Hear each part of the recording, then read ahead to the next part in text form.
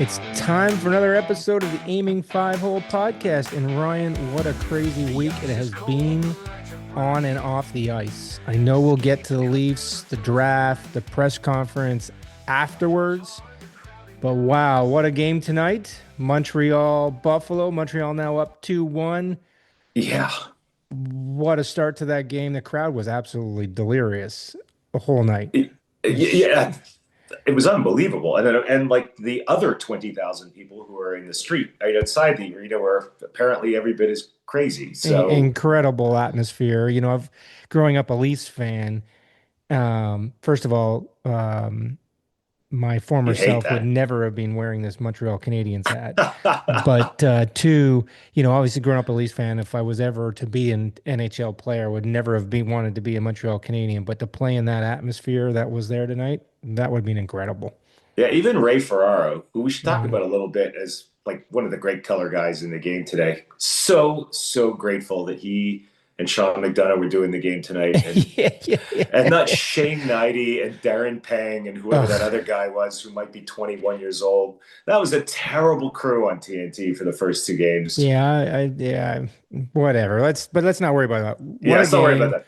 What a game. 2-1. Well, Back a little I bit more back and forth than I think we wanted to see, but good to see Caulfield get off the schneid a little bit, although he missed some glorious yeah, opportunities to again. put this game away early. Little bit bitten still. Demidov still snake bitten in Yeah, this doesn't in have this a point. series. No, Doesn't he's have got a a point. He's got oh, three he's assists. three assists. Three All right. assists, and Doesn't have he's a goal. even. And again, I know we've been going back and forth on texts, and it's good to see Caulfield and Suzuki get off the schneid tonight and get some points. But it's still got to bother you that Slapkowski, Suzuki, and Caulfield are Slapkowski and Caulfield are -6, and Suzuki's -4. So yes, they're getting chances. Yes, they're getting things, but you can't have your best players being a detriment to being on the ice. I don't disagree with that. My read on that, especially in the last two games, is those two lines have really turned it around. Well, those three guys have really turned it around, except for a couple of things. I think they've been very dangerous in the offensive zone, but defensively, that line is usually like I won't say a shutdown line. That's ridiculous, but they're usually very responsible defensively. I find that uh, Caulfield is losing more of the puck battles that he Well, used to win in the regular season a lot, and it's not really for physical no, reasons in but a that lot of the first goal cases. tonight, he misflipped that puck, trying to flip that puck out of the Yeah, zone, misflipped yeah, it right to the Buffalo defenseman, and it ends up in the back bad of the net. bounce off the back, off the knee, off the backboards, and in. Yeah, But still, you got to get that puck out. And they're scoring on the power play, but power play doesn't count towards plus minus. understood, So understood. five But on the five and even strength, they got to get better defensively and not be because they're out there so much. They're playing high minutes. They're playing 16, 17 minutes a game. So they got to get better I being don't on the ice. disagree. I don't disagree. The other thing I was going to add to that, and part of the reason why they're minus is I think Slavkovsky has been very casual with the puck in his own end. Well, he keeps Uh, throwing these, and even in the offensive zone, he almost got Deminoff killed in game three with that yeah, back pass on the power play. He almost got him killed when he just keeps yeah, throwing these back passes, and it's just, I'm sure yeah, St. Louis loves the creativity out of him, but dude, yeah, man, take care of the puck. Take yeah. care. He's got to be a little bit harder on pucks and harder on his clearing attempts, and it'll come. I think he's gonna figure it out. But Yeah. the revelation in this game and the last couple of games, obviously, has been Alex Newhook. He's been absolutely fantastic. Absolutely Was fantastic. it only one of two players on the team that has a Stanley Cup ring? Him and who was the Yeah. other? No, he's the only one. He's the only one. Bowen, Okay. Bowen Byram is the only one Bo and Byram, yes, he's on got the one. Sabres that has one. Yeah, yeah. But what I was going to say is he's just been in the right place, right time, and he's getting his shots on goal. He's shooting. I think that at one point in the broadcast they mentioned that his last 12 shots at the net were all on goal, which is pretty impressive. Yeah. Uh, but the line of Deneau and Texier and Anderson has been the best line on the team. I mean, every single shift, they're gaining offensive zone time. They're winning pucks. They're being dangerous. I've been so impressed with them. Uh, Honestly, getting Phil Deneau back on the team for a and second round and at the draft pick. and at the trade deadline, you were going, "What? What are we doing this for?" I know, I know, I know. I thought, but I wasn't counting on a deep playoff run, right? Yeah, Like yeah, from the beginning, I was like, they'll make the playoffs, maybe they get through a round, but they're not a real contender. And you were like, they got to trade for another defenseman. But and look, it may bear out that you're right. My They played a good, fast game tonight, and they took care of their opportunities, and they put up a 6 spot, which is great. They just missed the extra point.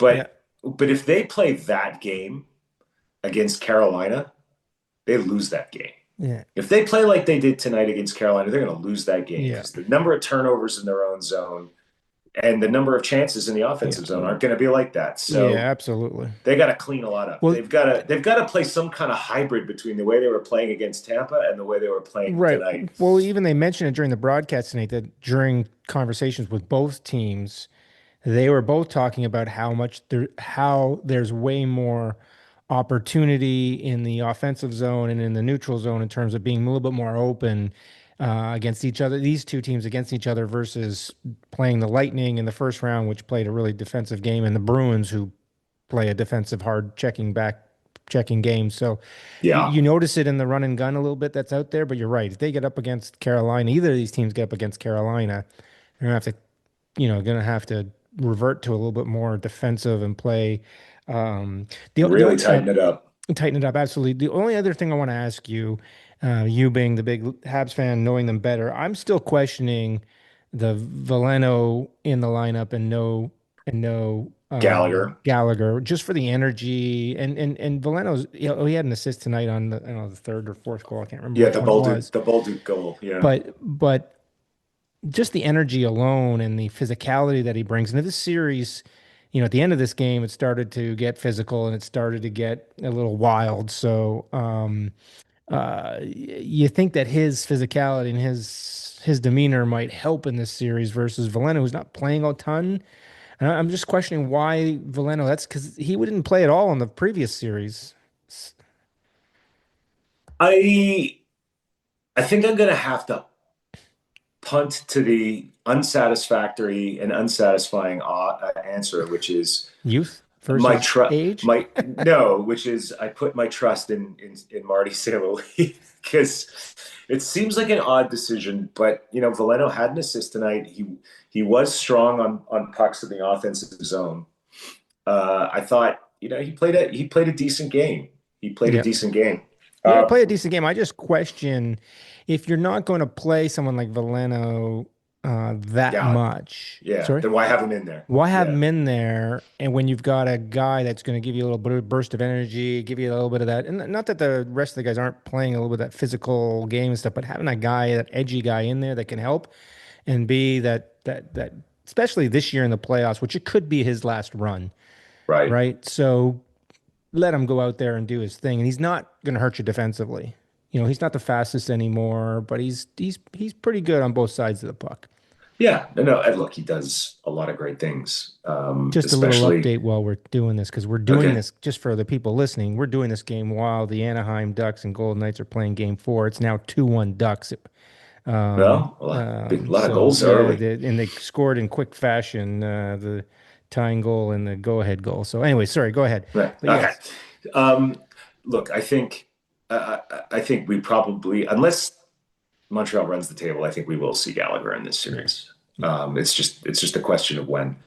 Again, it has to be said, Dobish with another incredible. fantastic performance when they were up 4-2 and there was another and Buffalo started to find its power play in the third period.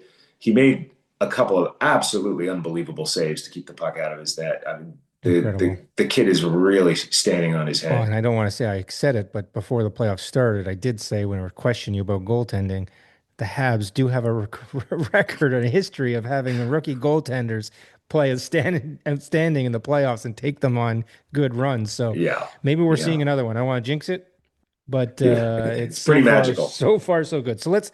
I don't know. Have you got anything else you want to add to this series? No, So I think that you, look, I think the big game will be it's next game. Now it's good to get the 2-1 lead, but you win at home again tomorrow on Tuesday. Tuesday night. Then and yeah, tomorrow night for when people are listening to this, but we win on Tuesday night. you really put a stranglehold on this series in 3-1 and take home ice advantage. You still don't have home ice advantage until you win the next game, but Yeah, you're yeah. there. Well, look, if they can put a stranglehold on the series at 3-1 going back to Buffalo, uh, I think I think that puts them in real good shape, especially because even if Buffalo takes care of business at home, you're coming back to the Bell Center on a Saturday night for Game 6. Yeah. That's The a first tough Saturday night game environment. too for the Canadians in these playoffs, which is Yeah, just it's true. odd. The scheduling is being really odd, and the 3 game break in the we'll get to Colorado, Minnesota in a few minutes, but that's been really odd that they had the extra game off, the day off. Yeah, So, yeah. but so the other question of the series is going to be: are we going to see Lyon again in Game 4, or are they going to go back to UPK? I like the fact that you call him UPK because you really can't I pronounce can't his pronounce name. his name. Um, Buchanan may get to start. May get to start. Maybe Look, I mean, he's not given that up Alex five Lyon's being goals. bad, like he, He's given up more than 5 goals in 2 games, yeah, but I thought Alex Lyon made some, especially in the first period. It could have yeah, been 4-1 yeah, at the end of the first period, yeah. and it wasn't. Well, in that So Kirby Doc goal, if he had just stayed on the ice, that puck would never gotten underneath him, yeah, and that wouldn't have gone in. But but yeah, you can't he blame panicked when him. he panicked when he heard the post ring. Yeah, yeah, you can't blame him on Yeah, that game. That's again, there was just so many chances back and forth, but yeah. All fantastic. So, right, let's make our way through the rest of the well, series. Where do you yeah, want to let's go? stay in the East while we're there. And Okay, how about these let's Carolina Hurricanes? Holy 8 and moly, eight 0 and in the zero, the playoffs. first team 8-0, going 8-0 since 1985. Really? It's been that long? 1985, someone to start the series to sweep. It's the first time in Was it modern Edmonton? since they've gone to this format. No, it wouldn't have been Edmonton. It It's the was in the second time. No, I 90s. don't know who it was, but it's the first time they've gone since they've gone through this format.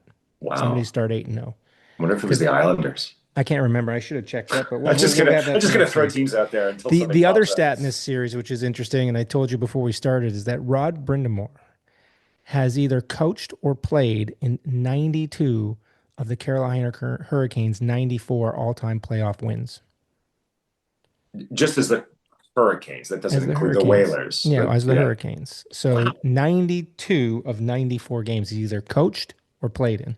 By the way that dude looks now, he probably could Oh, he's still skate on in the he could incredible probably skate on shape. the third line. Still incredible shape. But But not that they again, need him. look at I think Carolina just was outclassed the Philadelphia Flyers. Again, nothing against the Philadelphia Flyers. You can't blame them. They rolled over Pittsburgh to some degree, and then they just ran into a truck right from the beginning of the series. Yeah. Game 1, Carolina came out just on fire, on full throttle, down on the forecheck, smothering, and Philadelphia just didn't know what to do. And they looked like deer in the Yeah. headlights from the beginning. The only game that you think they had the chances of the game they lost in overtime, which was game The 2, I fourth think it game. was. It was the Well, they game lost the 2. last game. They lost the fourth game in Yeah, but overtime. sorry, the second game. But really, the second Hmm. game was the one you thought they had. I think By Carolina the really time. outplayed them in game 4, but still. Um, but but but that line of Hall, Blake, and Stankalven is just being a buzzsaw. They're just fly around. Hall is hitting Yeah. everything. Like whoever thought Hall was going to be the physical guy on that line, and they got Blake and Stankow just running around. The speed on that line alone is just incredible. Yeah. I look, all the credit to Taylor Hall for resuscitating his career after an ACL injury a couple of years Yeah, ago. No team really wanted him. He signed a prove me contract, and honestly, he's been has really fantastic. he's been like that sort of quintessential, veteran leader type on a playoff winning team. Yeah, And they've already got that in Jordan Stahl, but yeah. Well, Taylor Hall having comes another in. one like that, and Jordan Stahl doesn't have the speed and the movement that he used to have. He's definitely gotten older and slower, but he's still good defensively. But Yeah, Taylor Hall still has that speed, and he's hitting everything that moves. It's just yeah. great to watch. But that Stankowen kid is just He's remember tied for the lead in goals, right? He's got yeah, seven he's got goals. 7 goals, 8 points in 8 games. He's got 7 goals and 1 assist. And remember, he was the player in the Ratnan deal, right? So Hmm. incredible. The thing in the past. And it's going to be interesting to see what happens as Carolina gets into the next series and who they face, either Buffalo or Montreal. Their problem in the playoffs when they've gotten to the Conference finals. Conference finals. They've played smothering defensive and played great. They couldn't score. You've Yeah. added now Blake, Stankhoven, and some other players on that team to add to the what they had there now, and they're actually able to score goals, Yeah. which is different than they in the past, right? So it's going to be interesting to see in the Eastern Conference Championship, whoever they play, if they're going to be able to get over that hump and score goals. But Freddie Anderson's been lights out. 8-0, 1.12 goals against average, a 950 save percentage, and two shutouts. Yeah. Do you think like after the game they take Freddie and they like put him under glass until the next game I think they got him. just to make sure that nothing I happens think they to him got him. with It's his just injury incredible. history. You don't want to mess with that at all. Yeah, Just they probably get somebody that like take his equipment off for him, yeah. put him in an ice bath and leave him there until the next game. Yeah, absolutely. Absolutely. But wow, it's been incredible. They just Oh, but look at the way they've been outclassed them. scoring. Look at the way they've been scoring, and I think Svechnikov has like one goal. I think Yeah. Aho has one. Like that top line hasn't really done much. Yeah, I haven't they've played well, but yeah, I don't think they've got a lot in the goal department. But Jarvis has done all right, but like yeah, it's like they're kind of like the Canadians. Like they're getting a lot of depth scoring. The only difference is they're like choking the life out of other teams while they're right. doing it. But that's what I said. Like in past, they've had trouble scoring goals because they've been a one-line team. Yeah. They've now with this emergence of Hall, Blake, and Stankoven, they've just they've been incredible, and they're scoring on the rush and they're scoring with speed, and Uh-huh. it's been fantastic. So I think you might have mentioned last week. Remind me if I've got this right. Did you say that Stankoven was like one of the last Olympic cuts? I don't recall. I You don't didn't say that. recall. All right, never mind Could then. be.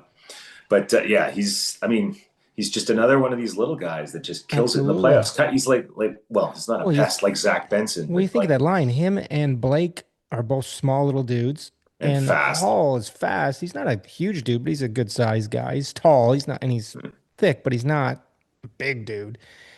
So they're water bugs out there, and just keep going. Him and Blake have been being impressive. So, but Yeah, they're gonna be tough to stop. yeah, Well, they were my Eastern Conference finalist yeah. Well, you in got to have my somebody in the Stanley Cup final because yeah. you don't have Dallas. I definitely don't have Dallas. Oh, I won't even go to where I was at, but that's okay. Yeah. Um, Yeah. We'll get to the Leafs later. Okay, so going back out west, all of a sudden, Colorado and Minnesota, we now have a series. you have a series. We thought this might go. You might have two 8-0 teams before this was I over, think we but called seven. I called 7 games. I think you called it in six. I did call it in six. I Yeah. called it in seven because I was worried about the goaltending on Colorado, and we've now seen the other wood came in, Yep. and the series shifted back to Minnesota. Colorado looked lights out in the first 2 games, and then last night Minnesota equally just looked incredible. I think, and we mentioned it a few minutes ago, but the extra day off, they had 3 days off in between, Yeah, and it helped. which it must have helped. There must have been a stadium something going on at the stadium that they could, because that's unusual. You get the third day off like that. Yeah. But it must have helped Minnesota get their legs on them because the first game they definitely looked tired. Colorado kept the pedal down in game two, but Minnesota just controlled the play last night. Again, Yeah.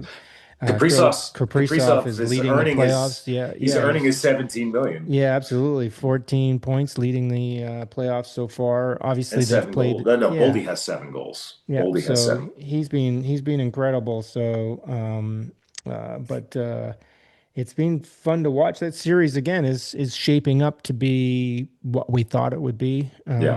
And if Minnesota can win again at home ice tomorrow night, then it goes back to Colorado all square. If Colorado can take that game in Minnesota, then we might be Hmm. looking at a 5 game series there and getting them done over with quickly. Yeah. Oh, yeah.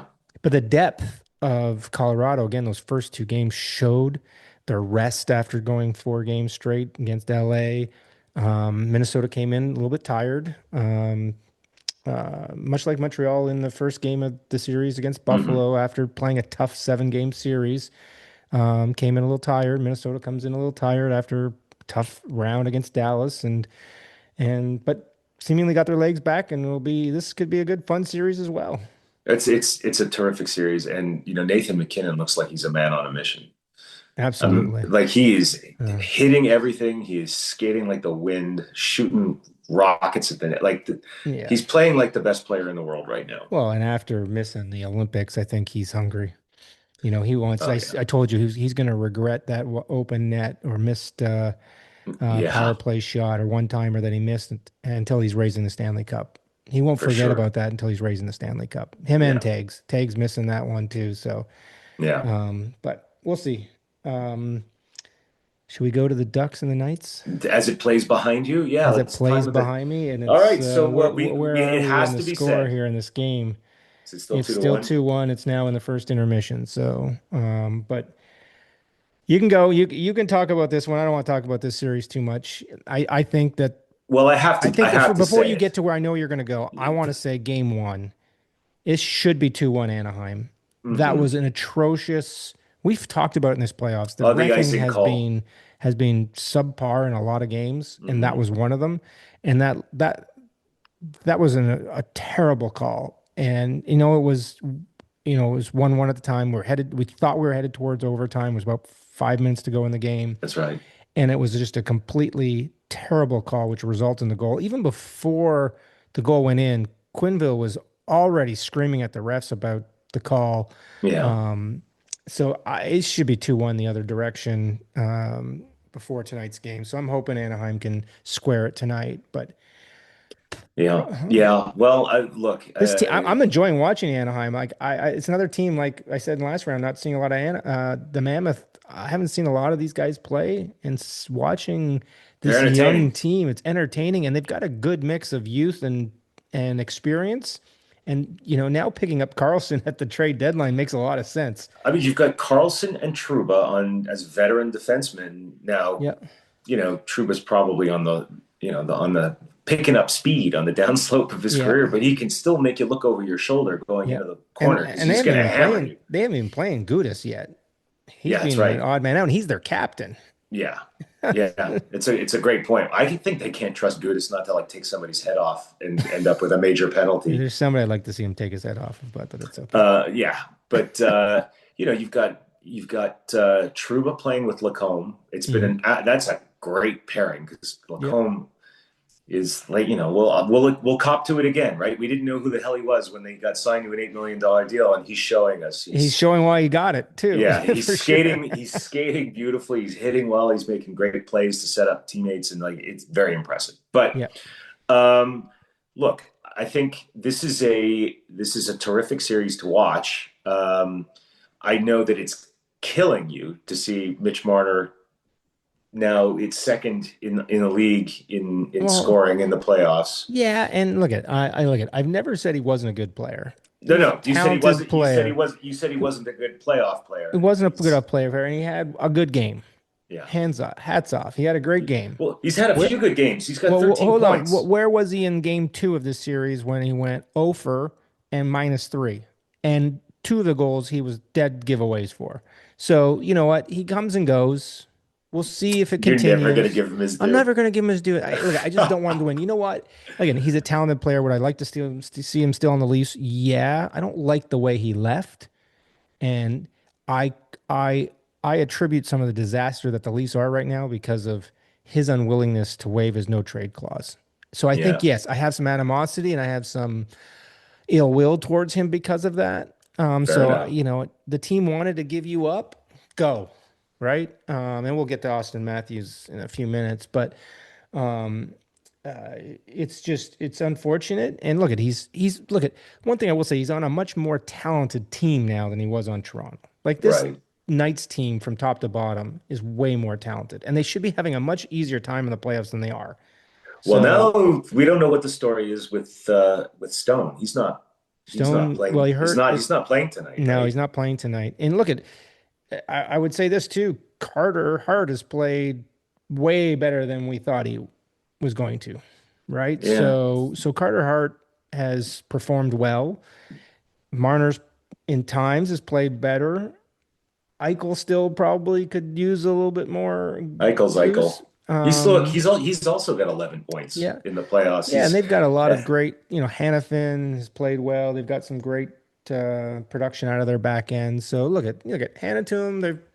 They got by the Mammoth. I still think they should have lost. They got lucky with their yeah, youth. they They got squeezed squeaked by by Utah, and they're having trouble their with youth, another and young team. yeah. So and now they're having trouble against another youthful, fast team. So, and if Ducks can tie this series up and take it back to Vegas 2-2, then who knows? We'll see. But there's no Yeah. way either of these two teams are going to get by Colorado the way Colorado's rolling. Well, I was just gonna say, you know, assume Vegas does get by Anaheim here. Colorado or Minnesota takes them out in 5 games tops. Yes. Like Yeah. they're not in the same They'll be class. outclassed. No, no. Like I think that Anaheim is going to be a really good team, like the Mammoth in a few years. They're going to be a perennial Stanley Cup playoff team, and they will make some hay. It'll be interesting to see what happens. Mhm. But who knows? We'll see what happens going forward. But it'll be fun, fun, fun, fun, fun to watch them. Yep, absolutely. Absolutely. All right, so that takes us our spin around the playoffs. So let's go around the league now. Although Wow.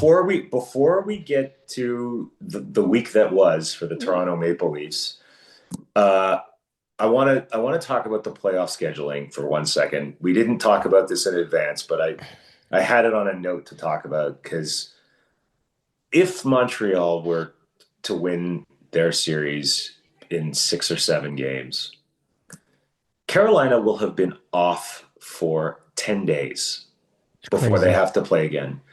The fact that they started their second round before Montreal and Buffalo started their second round is causing a just epic unfairness for whatever team comes out of the Buffalo Montreal Yeah, it series. will be And interesting to see how many days off they'll give them.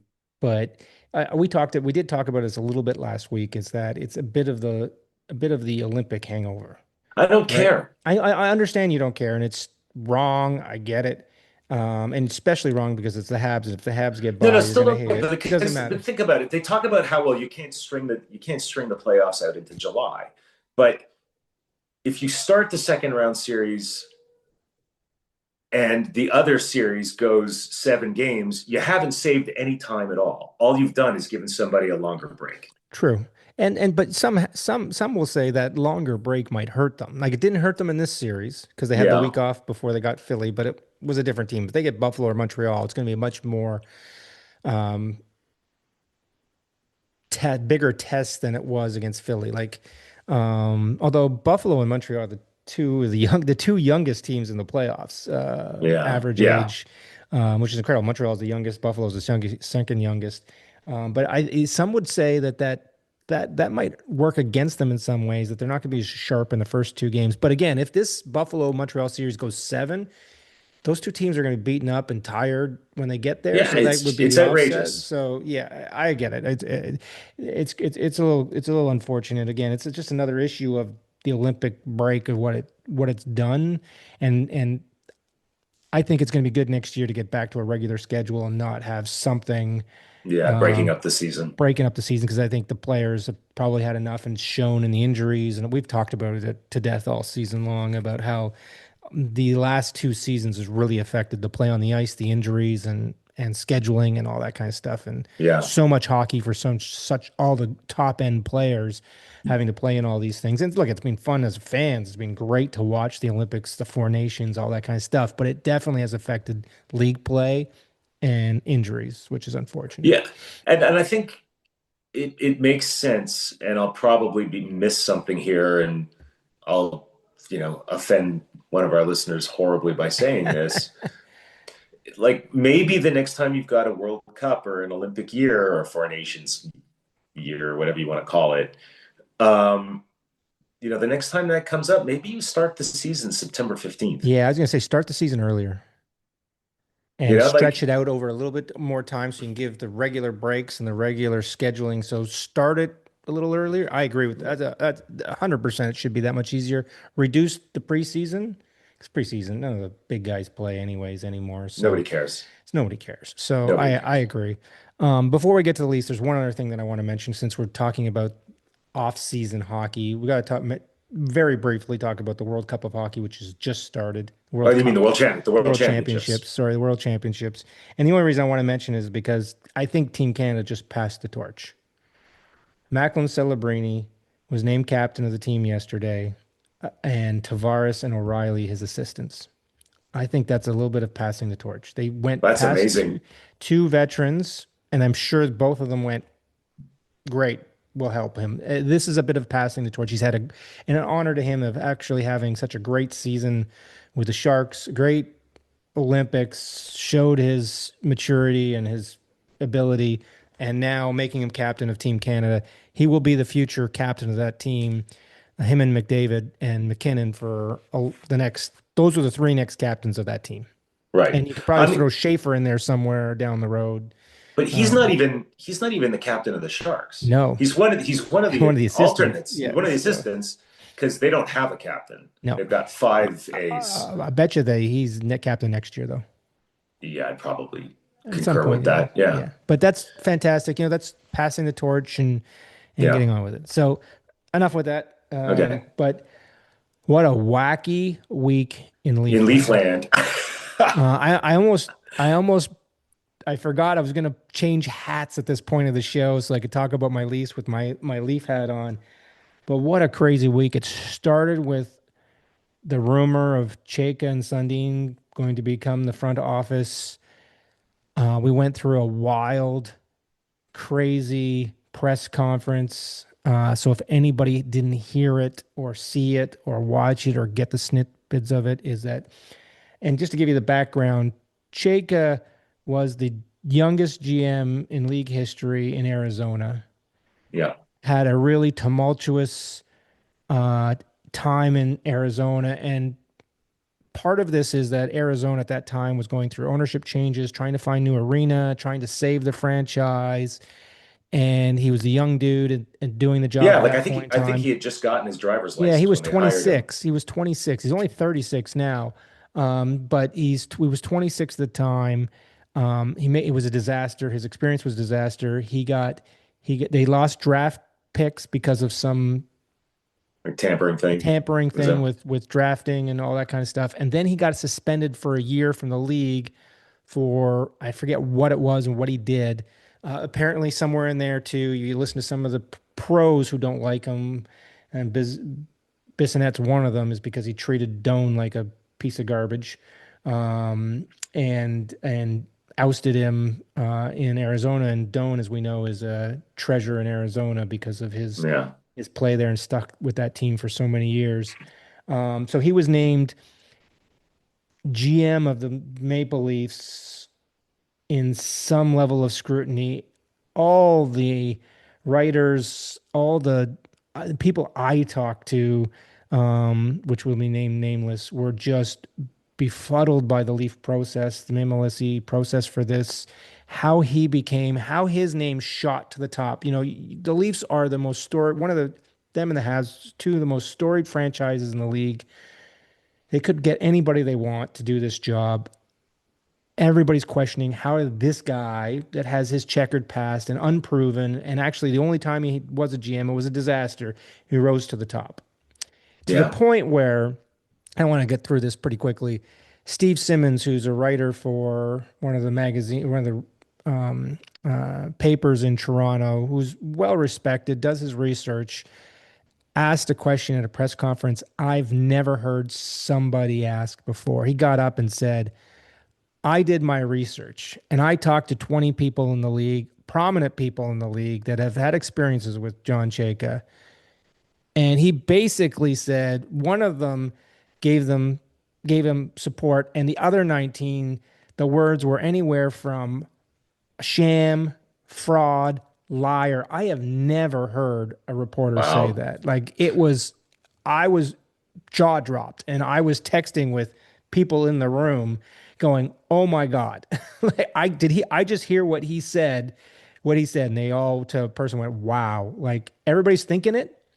Yeah, he shouldn't have done that. No, He I think should. it was over the line. I think it It was was over the well over line, the way line, over the line. especially with Chayka sitting there. Like, Yeah, like, how do you ask Keith Pelly those questions with the guy sitting there? If you've got a problem with him, ask yeah, him directly. absolutely, Like absolutely. it was The only thing is, I don't think and I've said this before. I've worked for Keith for a long time. I've known Keith for 35 years. He's passionate, smart. I'm rooting for Keith. Hopefully, he can turn this thing around. And he's a savvy media guy. He did not handle it Hmm. very well. You could tell, and everybody that I talked to said the room was really uneasy from the beginning. It was Yeah. really weird. And then Pelly didn't answer the question very well. Basically, he said, "You talked to different people than I did. I did the process. I did a deep dive. I did a deep um, due diligence." But he could have gone a little further and talked a little bit about his due diligence, what the process was to make people feel Yeah. better. But everybody in the room was just in awe, a shock of this Yeah. announcement. And And now it doesn't matter. now it doesn't matter. And then and now Now it doesn't and matter before we because go on, because yeah, before we go on for a second though, I also think that Jeff O'Neill, TSN's Jeff O'Neill on the I listened to them a lot last week.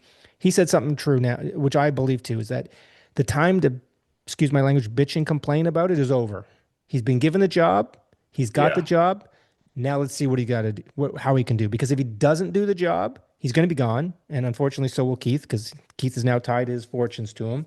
Yeah. But now we have to give him a chance. We have to see what he can do and see what he can does. And Tuesday, he was Yeah. handed a huge gift. Yeah. Yeah. The tank Like, of all tanks turned into the first overall pick. yeah. Incredible. Yeah. Absolutely incredible. And you want to know why? You want to know why? Because we were just talking earlier. This is where Ryan puts on his conspiracy hat. There you go. Earlier, No, it's no conspiracy. earlier in the Don't podcast. sound like a Vancouver Canuck now. No, no, I'm not sponsored like a Vancouver Canuck. But earlier in this podcast, we talked about how the Montreal Canadiens have not had a Saturday night game yet, Yeah, that's American and, television pushing. well, but that's something that Rogers can't be very happy with. No. Who owns the Maple Leafs? Oh, come on. Now you're going the I think it's the roll they won the like lottery as a make good it for was this crappy incredible scheduling. because I wrote to you and Ron, we won. I had that written thinking we weren't going to win it because the odds of the Leafs winning it actually dropped from 8.5 downs to at one point during the balls because there was 4 balls that get drawn. And the chances went up and then went down. I wrote we won just because I knew neither of you were watching it. So Yeah, I wanted to fake you out and say we won. And then and then you the won. ball came up and I screamed in the house. My wife and kids came running going, what the hell happened? I just said, this is incredible. Like I couldn't believe it. So my question then becomes Now what to do? first. Well, I want to stay on the drawing itself for a second. Have you ever seen a dumber, more impenetrable, impossible to understand drawing process I in your actually now life? watching it, I now get it better. I understand what they're doing. I think it's stupid, but the It's way they do is so stupid. the way they do it is each team is assigned a bunch of numbers to give them the percentages that Yeah, they yeah. want Oh, to. I get how it Yeah, works, yeah. but But it it's is stupid. dumb. It's It is stupid. dumb.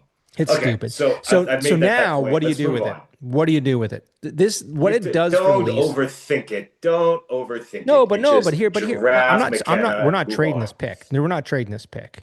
No, no, and don't get fancy with Stenberg or Well, like. but there's McKenna, Stenberg, there's Carls, Reed. No, okay. This choice is between 2 players. It's between McKenna and Sternberg. And look at if I'm the Canadian guy here, I'm going to say you got to go McKenna just for the homegrown thing. But let's remember who now is Chayka's running boy, Matt Matt Sundin, Sundin. Swede, and He he's doesn't report probably to him got though. some knowledge and background on Steenberg. And what I will say is that a lot of the experts have said that these two have been neck and neck for the last year. Most people are saying yes, McKenna potential more upside, but Sternberg is more mature and grown A into better his defensive player. size and Better defensive player. better defensively than McKenna. They say McKenna's a little behind in his growth and I don't mean growth personal. I mean his body growth, like his size. They say physically he's look at neither of these two guys, excuse me, are going to be Celebrini or McDavid or Schaefer or even Bedard. these two guys are that next step below, but they're still going to be franchise type players. So you're right, can't overthink it. But what I think it does is if the Leafs decide they want to go into rebuild, because what else has come out this week? And this is what I want to get into when it comes to Marner. We're about to be in the same situation with Matthews we were with Marner. And Matthews this week came out and say, I'm not committed to the team next year. Reporting has come out that he's basically said, I haven't decided what I want to do next year. Yeah, He's prove got it. 2 years left on his contract. You can't say that as the Leafs captain. So now the Leafs can go to him and say, look, you really want out?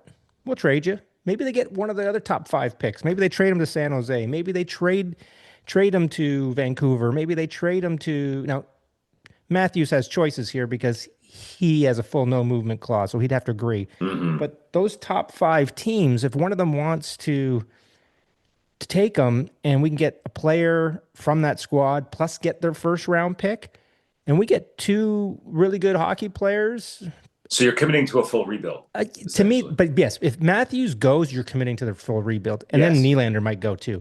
We could Right. get 2 or 3 really great players. Riley goes, and maybe we get one of those defensemen that I talked about needing. Right? Maybe we get Yeah. McKenna and one of the defensemen, and maybe a couple players as well, because that speeds up your rebuild. Right? You're still going to be 2, 3, maybe 4 years away, but that speeds it up. True.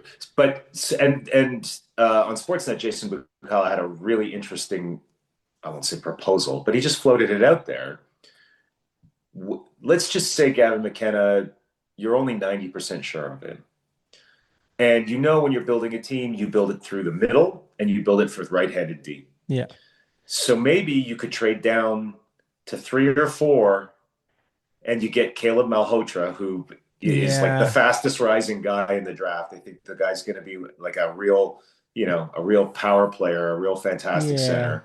And then you get a couple of second round picks to go with that. And then if that tells Matthews he wants out, then you're really starting to deal from a position of strength. Yeah, But I look, what understand I that. I don't love that play. I love the play more that you go to Matthews, and if he says I'm not committed, then you yeah, trade him, and you that's the I way you do get one of agree. those By five the way, guys. I do agree that you don't love it when your captain says I'm not committed. That you like Especially when he's even got 2 years left on his contract. yeah, like even McDavid said, like I'll sign a 2-year deal at a team friendly number, fill the thing around me, we'll see how it goes. And Right. Matthews is saying I don't even know if I want to be back in September, Right.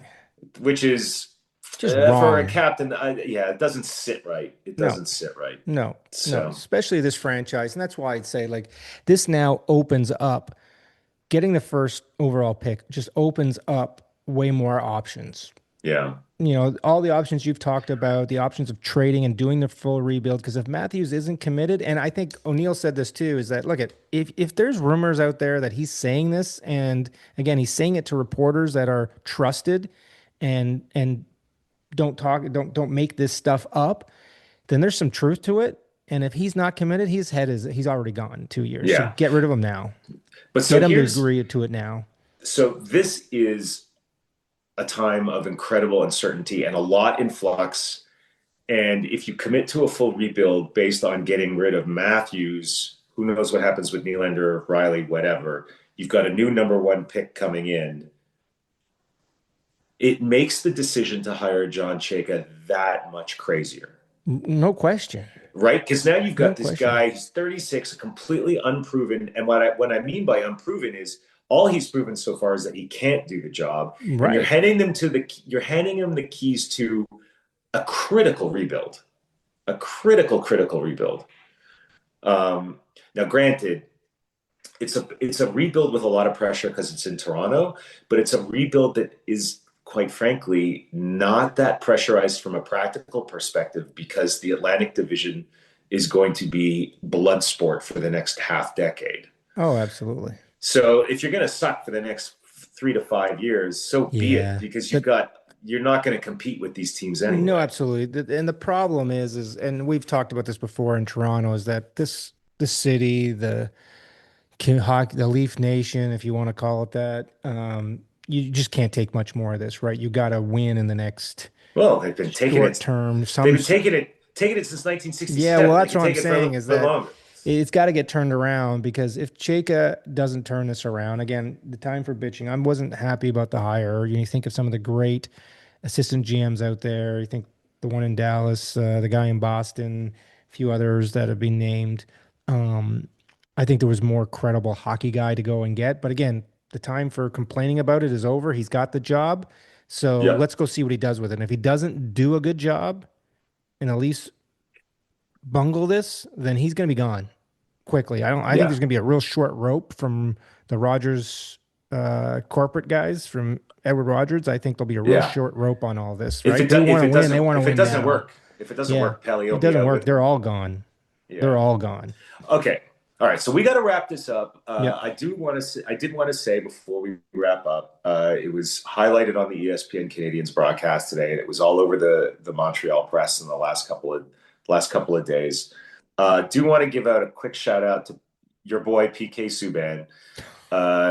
He was wearing a doctor's coat on the broadcast tonight. The reason for that was that when he became a Montreal Canadian and signed his big deal, he made a pledge over 12 years, I think, to donate $10 million to the Montreal Children's Which is Hospital. And fantastic. this year he completed that pledge for a professional athlete to donate that big an Incredible.